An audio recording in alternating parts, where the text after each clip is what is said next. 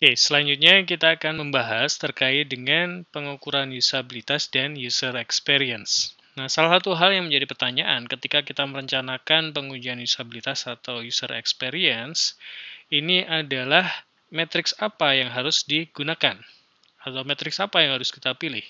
Dalam hal ini, data apa saja yang harus dikumpulkan dalam mengevaluasi usabilitas dan user experience dari suatu produk atau sistem. Nah, jawabannya tentunya adalah usability matrix. Nah, matrix di sini tentunya ada kaitannya dengan cara mengukur atau mengevaluasi fenomena atau hal tertentu, dan biasanya ini bisa berupa sesuatu yang misal lebih panjang, lebih tinggi, lebih besar, lebih cepat, dan pastinya matriks ini sifatnya adalah bisa diukur dan dikuantifikasi. Matriks usabilitas dan UX sendiri mengungkapkan sesuatu terkait dengan interaksi antara pengguna dan produk atau sistem, seperti misalnya terkait dengan aspek efektivitasnya atau kemampuan untuk menyelesaikan tugasnya, efisiensi, ataupun kepuasan dari pengguna terkait dengan seberapa senang mereka atau seberapa puas mereka dengan pengalamannya saat berinteraksi dengan suatu produk atau sistem. Intinya, usability matrix ini adalah segala sesuatu yang sifatnya adalah observable, bisa diobservasi, dan tentunya bisa dikuantifikasi. Dalam mengevaluasi usabilitas dan user experience, biasanya beberapa matriks ini dapat dikategorikan menjadi beberapa kelompok, seperti misalkan yang pertama adalah performance-based matrix, yaitu performansi, yaitu matriks yang berkaitan dengan performansi seorang ketika performansi pengguna ketika berinteraksi dengan produk, kemudian issue-based metric atau matriks-matriks yang berkaitan dengan permasalahan usabilitas, self-reported metrics, ini berkaitan dengan penilaian subjektif dari pengguna ketika berinteraksi dengan produk, ataupun juga dengan melihat behavior, perilaku, dan respon fisiologis dari seorang ketika dia berinteraksi dengan sebuah produk. Nah, kita bahas yang pertama adalah performance matrix atau matriks yang berkaitan dengan performansi. Nah, matriks performansi ini merupakan cara terbaik untuk mengevaluasi efektivitas dan efisiensi dari produk ataupun sistem. Misal, jika pengguna ini membuat banyak kesalahan, kita bisa tahu ada peluang untuk perbaikan. Ataupun jika pengguna membutuhkan waktu 4 kali lebih lama untuk menyelesaikan suatu tugas dari yang diharapkan, maka di sini kita bisa melakukan perbaikan untuk meningkatkan efisiensi. Jadi bisa dibilang matriks performansi ini adalah salah satu cara terbaik untuk mengetahui seberapa besar pengguna dalam menggunakan produk atau sistem. Nah, di sini ada 5 matriks performansi yang akan kita bahas dalam video kali ini. Yang pertama adalah task success atau keberhasilan dalam penyelesaian tugas, yang mungkin ini merupakan matriks performansi yang paling banyak digunakan. Matriks ini mengukur seberapa efektif pengguna dapat menyelesaikan serangkaian tugas tertentu dengan menggunakan produk atau sistem yang dievaluasi. Yang kedua adalah time on task atau waktu pengerjaan tugas, yang mana ini merupakan matriks performansi umum yang digunakan untuk mengukur berapa banyak waktu yang dibutuhkan untuk menyelesaikan tugas. Yang ketiga adalah error rate, tingkat kesalahan atau error, yang mencerminkan kesalahan yang dibuat selama tugas. Nah, kesalahan ini dapat berguna dalam menunjukkan bagian antarmuka atau interface mana yang membingungkan atau menyesatkan. Yang keempat adalah efisiensi, di mana di sini dapat dinilai dengan memeriksa misal jumlah usaha yang dikeluarkan pengguna untuk menyelesaikan suatu task atau tugas tertentu, misalkan dengan jumlah klik di situs web ataupun juga jumlah tab pada ponsel dan lain-lain. Dan terakhir adalah learnability atau kemudahan untuk dipelajari, di mana ini adalah cara untuk mengukur bagaimana kinerja itu meningkat atau gagal meningkat dari waktu ke waktu. Kita bahas yang pertama adalah performance metric yang berkaitan dengan task success. Task success ini merupakan matriks usabilitas yang paling umum digunakan yang dapat dilakukan untuk hampir semua studi usabilitas yang melibatkan pengguna sebagai responden untuk melakukan serangkaian tugas. Nah, ini merupakan matriks yang universal karena dapat dihitung untuk berbagai macam hal yang diujikan. Cara yang paling umum dan paling sederhana dalam mengukur keberhasilan dalam penyelesaian tugas adalah binary success. Di mana dalam binary success ini, pengguna hanya dinilai berdasarkan keberhasilannya dalam menyelesaikan tugas atau kegagalannya. Nah, di sini dalam penilaiannya, pengguna itu akan diberikan penilaian berupa skor berhasil, sukses, ataupun skor gagal. Ini biasanya menggunakan bilangan biner, yaitu 1 untuk sukses dan 0 untuk gagal. Nah, dari skor ini kemudian diakumulasikan menjadi berapa persen pengguna yang berhasil menyelesaikan masing-masing tugasnya untuk mengetahui success rate dari setiap tugas, seperti ditunjukkan pada grafik ini. Di mana dari grafik ini kita bisa mengetahui kira-kira task mana atau tugas mana sajakah yang memiliki tingkat sukses rate yang paling tinggi dan yang paling rendah. Nah, di sini success rate yang paling rendah ini bisa dijadikan salah satu critical task yang perlu mendapatkan perhatian khusus untuk dilakukan perbaikan atau improvement. Nah, selain dengan pendekatan binary success, metrik terkait dengan task success ini juga bisa diberikan tingkatan-tingkatan atau leveling dari keberhasilan pengerjaan tugasnya. Seperti digambarkan pada gambar ini, di mana di sini kita bisa lihat bahwa kesuksesan dalam pengerjaan tugas ini bisa jadi berbeda-beda antar individu atau antar pengguna. Mungkin ada pengguna yang dia mengerjakan tugasnya sampai berhasil tanpa ada masalah, namun ada juga yang mungkin berhasil setelah menemui beberapa permasalahan. Nah, ini terkait dengan task success. Matriks berikutnya ini adalah time on task atau waktu penyelesaian tugas, di mana time on task ini adalah cara yang bisa digunakan untuk mengukur salah satunya adalah efisiensi dari produk. Dalam kebanyakan situasi, semakin cepat pengguna menyelesaikan suatu tugas, ini semakin baik user experience ketika dia berinteraksi dengan produk tersebut. Nah, time on task ini biasanya sangat penting untuk produk atau service yang penggunaannya ini dilakukan berulang kali oleh pengguna. Misal, jika kita merancang aplikasi untuk digunakan oleh sistem customer service pada maskapai penerbangan. Nah, waktu yang dibutuhkan untuk menyelesaikan reservasi telepon akan menjadi ukuran efisiensi yang penting. Semakin cepat agen maskapai menyelesaikan reservasi, mungkin semakin banyak panggilan yang dapat ditangani, dan pada akhirnya semakin banyak juga uang yang dapat dihemat. Nah, berikut adalah contoh bagaimana time on task ini bisa digunakan sebagai usability matrix. Di mana di sini kita bisa lihat waktu pengerjaan tugas yang paling lama bisa menjadi bahan pertimbangan atau bahan evaluasi bahwa tugas tersebut ini perlu dilakukan perbaikan. Sehingga nantinya waktu pengerjaan tugas ini bisa menjadi lebih cepat. Parameter yang ketiga ini adalah terkait dengan error atau error rate. Nah, menggunakan error sebagai salah satu matriks dari usabilitas dan user experience dari suatu produk adalah cara yang berguna untuk mengevaluasi kinerja dari produk atau dari sistem. Dalam hal ini, meskipun katakanlah seorang pengguna ini berhasil menyelesaikan tugasnya dalam waktu yang wajar, jumlah kesalahan yang dibuat selama interaksi juga dapat mengungkapkan permasalahan usabilitas apa saja yang dapat berkontribusi terhadap kesalahan yang dilakukan oleh pengguna ketika berinteraksi dengan sebuah produk.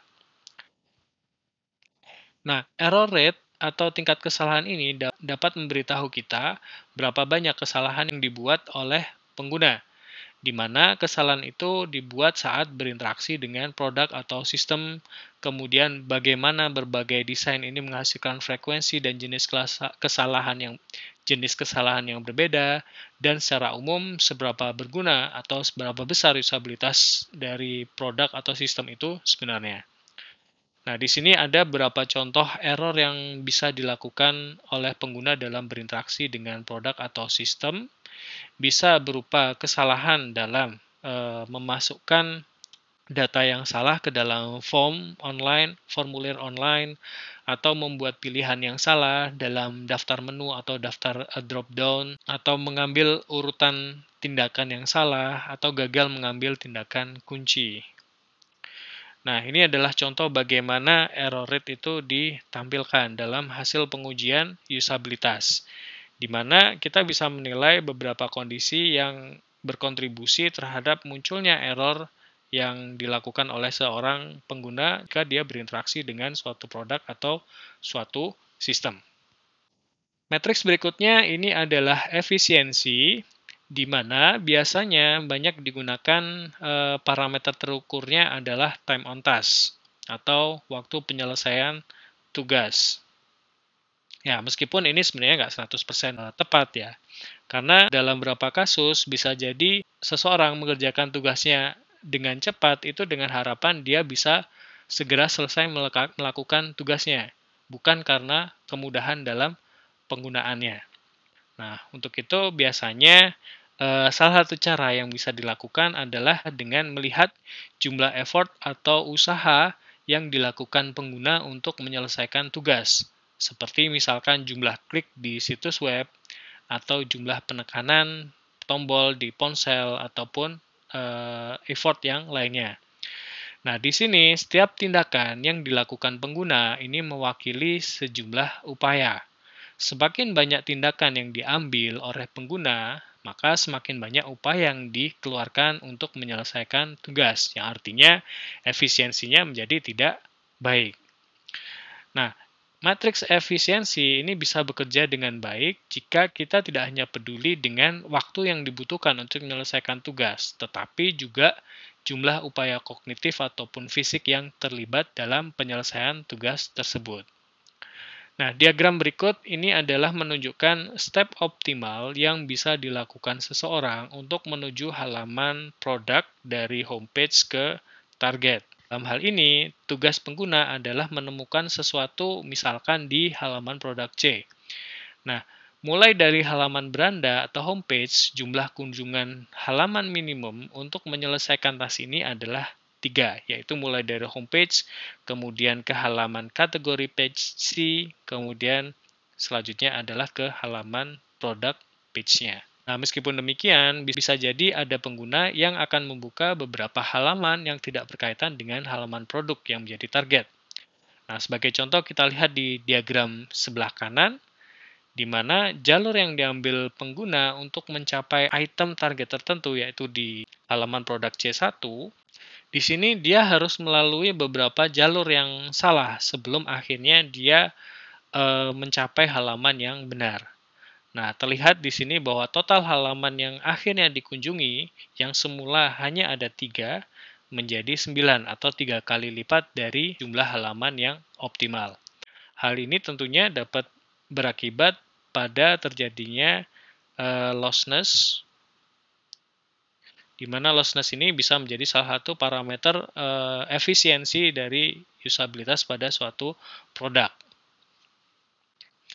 Nah, cara lain untuk mengukur efisiensi dari suatu produk atau interface pada sebuah sistem adalah dengan mengkombinasikan dua matriks yang sudah kita bahas sebelumnya, yaitu task success dan waktu pengerjaan tugas atau time on task.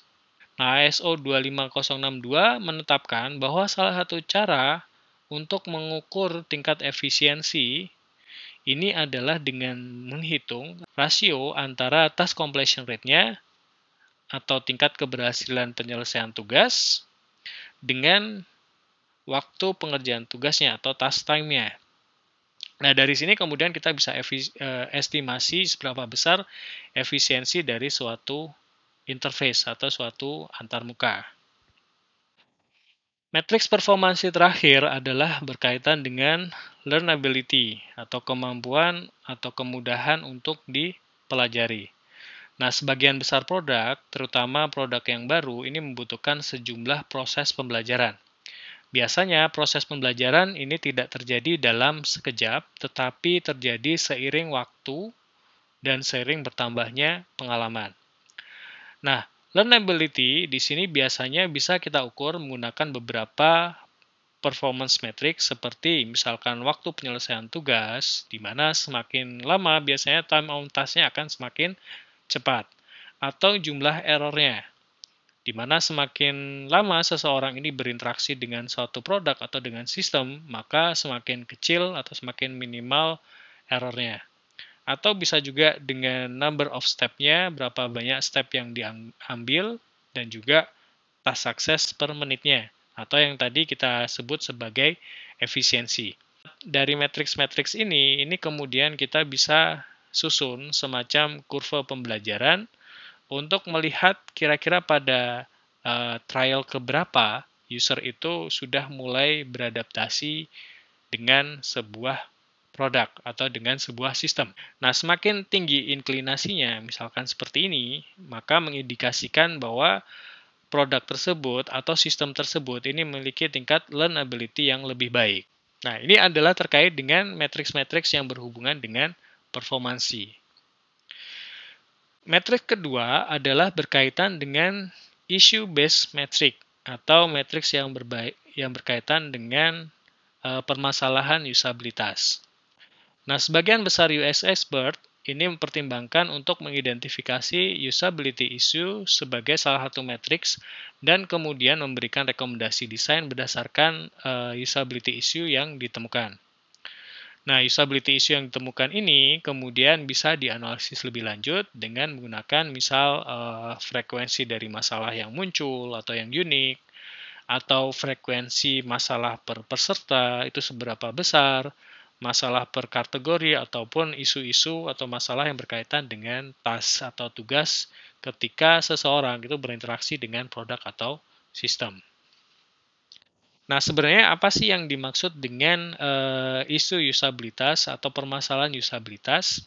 Jadi, usability issue atau permasalahan usabilitas ini adalah matriks usabilitas yang diperoleh berdasarkan perilaku dari pengguna atau user dalam menggunakan suatu produk seperti misalkan terminologi yang membingungkan atau juga navigasi yang tersembunyi.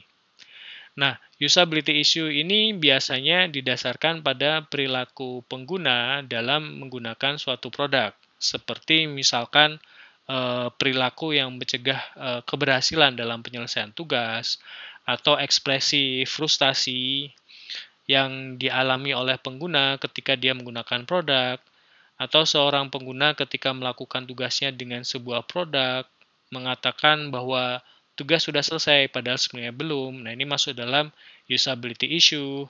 Atau misalkan seorang pengguna ini melakukan tindakan yang mengarah pada keberhasilan tugas, ataupun juga misalkan seorang pengguna ini memilih tautan yang salah untuk dinavigasi. Nah, poin utama yang dipertimbangkan dalam mendefinisikan masalah usabilitas adalah bagaimana masalah itu nanti akan diselesaikan. Nah, kemudian bagaimana cara kita mengidentifikasi masalah usabilitas? Nah, cara paling umum untuk mengidentifikasi masalah usabilitas adalah dengan cara melakukan observasi selama studi usabilitas atau user experience. Di situ kita berinteraksi dengan partisipannya atau pengguna secara langsung, bisa juga menggunakan telepon untuk remote usability testing. Salah satu metode yang bisa dilakukan untuk mengidentifikasi permasalahan usabilitas adalah dengan melalui in-person study, atau ada yang juga menyebutnya dengan thinking aloud study. Nah, dalam metode ini, pengguna itu diminta untuk berinteraksi langsung dengan satu produk atau satu sistem. Kemudian, selama dia berinteraksi, pengguna diminta untuk mengungkapkan apa yang ada di pikiran mereka secara verbal saat mereka mengerjakan tugas atau berinteraksi dengan produk. Nah, biasanya para peserta ini akan melaporkan apa saja yang akan mereka lakukan, apa yang mereka coba capai, seberapa yakin mereka terkait dengan keputusan yang atau harapan mereka, dan mengapa mereka melakukan tindakan tertentu dalam pelaksanaan tugasnya. Nah, di sini dalam protokol thinking aloud, kita mungkin akan mengamati hal-hal seperti ekspresi verbal kebingungan, frustasi, ataupun ketidakpuasan, atau bisa juga ekspresi verbal terkait dengan confidence, atau bisa juga pengguna tidak mengatakan atau melakukan sesuatu yang seharusnya mereka lakukan atau katakan, atau termasuk juga perilaku-perilaku nonverbal seperti ekspresi muka ataupun gerakan mata. Pertanyaan berikutnya adalah berapa banyak sih peserta atau user yang akan digunakan atau dilibatkan dalam mengidentifikasi permasalahan usabilitas. Nah, di sini ada banyak perdebatan terkait dengan berapa banyak sih peserta yang dibutuhkan dalam uji usabilitas untuk mengidentifikasi isu usabilitas. Mayoritas usability expert atau UX expert ini mengatakan bahwa sekitar 80% dari permasalahan usabilitas akan diamati hanya dengan menggunakan 5 orang peserta atau 5 orang partisipan. Yang ini kemudian dikenal dengan istilah magic number 5 atau angka ajaib 5, di mana dengan 5 orang partisipan, maka sekitar 80% permasalahan usabilitas ini dapat teridentifikasi. Nah, semakin banyak partisipan yang terlibat, biasanya jumlah masalah yang akan diidentifikasi ini merupakan perulangan dari masalah-masalah yang telah teridentifikasi oleh 5 partisipan pertama. Nah, gambar ini menunjukkan berapa banyak masalah usabilitas yang diamati sebagai fungsi dari jumlah peserta ketika probabilitas terkait dengan isu atau permasalahan usabilitas yang diidentifikasi. Nah, dari gambar ini terlihat bahwa satu orang peserta itu bisa mengidentifikasi sekitar 30% permasalahan. Dua orang peserta ini bisa mengidentifikasi sekitar 50% permasalahan. Kemudian, kalau kita perhatikan, 4 orang peserta ini hampir mencapai 80% permasalahan yang ada, dan 5 orang peserta ini bisa mengidentifikasi hingga 52% dari permasalahan usabilitas yang ada. Nah, sebenarnya semakin banyak akan semakin bisa menemukan permasalahan usabilitas. Namun, biasanya permasalahan yang ditemukan adalah repetisi atau perulangan dari permasalahan-permasalahan sebelumnya. Matriks yang ketiga ini adalah berkaitan dengan self-report matrix, di mana ini biasanya berkaitan dengan matriks subjektif yang didasarkan pada subjektivitas tentunya, dan juga preferensi pengguna ketika dia berinteraksi dengan sebuah produk atau sistem. Biasanya dalam self-report matrix ini, pengukuran yang digunakan adalah misal rating scale seperti skala Likert ataupun skala sematik diferensial, atau bisa juga dengan menggunakan post questionnaire atau after scenario questionnaire, di mana pengguna atau user itu diberikan skenario penyelesaian tugas dengan menggunakan suatu produk yang dievaluasi. Kemudian setelahnya user atau pengguna itu diminta untuk memberikan penilaian terkait dengan atribut-atribut dari produknya, seperti misalkan visual appeal-nya seperti apa, perceived efisiensinya, usefulness-nya, enjoyment, ataupun juga kemudahan untuk navigasi. Nah, bisa juga after scenario questionnaire ini berupa open-ended question, di mana salah satu tujuannya ini bisa dikaitkan dengan untuk mengidentifikasi usability issue-nya.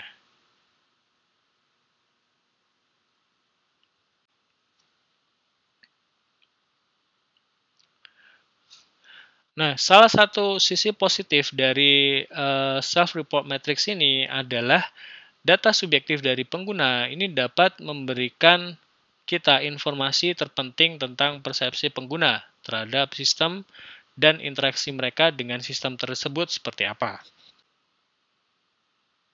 Nah, pada tingkatan emosional, data juga dapat memberitahu kita sesuatu tentang bagaimana perasaan pengguna ketika dia berinteraksi dengan sistem atau dengan suatu produk yang kita evaluasi. Dalam banyak situasi, jenis reaksi ini adalah hal utama yang perlu kita perhatikan. Meskipun pengguna ini membutuhkan waktu yang lama untuk melakukan sebuah sistem, namun jika pengalaman buat mereka senang, ini mungkin salah satu hal yang penting yang bisa kita ukur. Nah, salah satu instrumen yang paling banyak digunakan untuk menilai usabilitas dari suatu produk atau suatu sistem itu adalah sistem usability scale yang dia dikembangkan oleh John Brook di tahun 1986. Sistem Usability Scale atau biasa kita singkat dengan SUS, ini terdiri dari 10 pernyataan di mana pengguna ini diminta untuk memberikan penilaian mereka berupa tingkat persetujuan mereka terhadap 10 pernyataan ini. Separuh dari pernyataan pada SUS ini merupakan pernyataan yang bersifat positif dan separuhnya lagi mengandung pernyataan negatif. Nah, selain itu, 8 pernyataan dalam SUS ini mencerminkan faktor usabilitas dan 2 sisanya ini mencerminkan faktor learnability atau kemudahan dalam pembelajaran. Nah, dari hasil penilaian SUS menggunakan kuesioner ini, selanjutnya diperoleh nilai SUS yang dapat diklasifikasikan ke dalam 3 tingkatan atau kategori usabilitas, yaitu mulai dari not acceptable, marginal, dan juga acceptable. Nah, sebagai contoh, misalkan hasil dari evaluasi pengguna diperoleh nilai SUS score-nya adalah 55, maka di sini dia berada di level marginal. Nah, ini adalah terkait dengan bagaimana kita melakukan penilaian usabilitas dengan cara subjektif, yaitu dengan menggunakan sistem usability scale. Matriks terakhir terkait dengan pengukuran atau pengujian usabilitas adalah yang berhubungan dengan behavior atau perilaku dan respon fisiologis. Pertimbangan dalam matriks ini adalah bahwa selama usability study, sebagian besar peserta tidak hanya sekedar menyelesaikan tugas yang diberikan, yang berkaitan dengan interaksinya dengan produk atau sistem, kemudian menanggapi pertanyaan dan mengisi kuesioner, tetapi partisipan atau pengguna itu bisa jadi ada yang tertawa, mengerang, atau menyeringai, meringis, tersenyum, gelisah, melihat ke sekeliling ruangan tanpa tujuan, atau juga mengetuk-ketukkan jari sebagai indikasi tingkat kecemasan yang mereka alami misalnya. Nah, di sini ketika mereka berinteraksi dengan suatu produk atau sistem, mereka merasakan berbagai macam emosi, seperti misalkan stres, excitement, ataupun juga frustasi. Nah, banyak dari perilaku dan emosi ini juga dapat diukur dan menawarkan wawasan yang berharga terkait dengan user experience dari suatu produk yang diuji. Nah, salah satu matriks usabilitas yang berkaitan dengan behavior dan respons ini adalah pengukuran dengan menggunakan eye tracking. Nah, dengan menggunakan eye tracking ini, kita bisa melihat kira-kira area mana sih yang paling banyak dilihat oleh seseorang ketika misalkan dia berinteraksi dengan sebuah website. Nah, di sini bisa kita lihat dengan menggunakan heat map dari pengukuran yang dilakukan menggunakan eye tracking. Atau bisa juga kita melihat atau mengidentifikasi area mana sih yang biasa dilihat oleh pengguna ketika dia pertama kali membuka sebuah halaman website. Nah, informasi ini tentunya penting, terutama ketika misalkan kita ingin menyampaikan informasi yang cukup krusial atau pesan yang sangat penting, maka di situ kita bisa memanfaatkan informasi terkait dengan pergerakan dari mata atau eye tracking-nya. Nah, informasi-informasi dari eye tracking ini bisa sangat berguna, misal untuk melihat seberapa besar efektivitas dari sebuah tampilan atau interface, ataupun juga melihat seperti apa perilaku atau gerakan mata ketika berinteraksi dengan sebuah interface.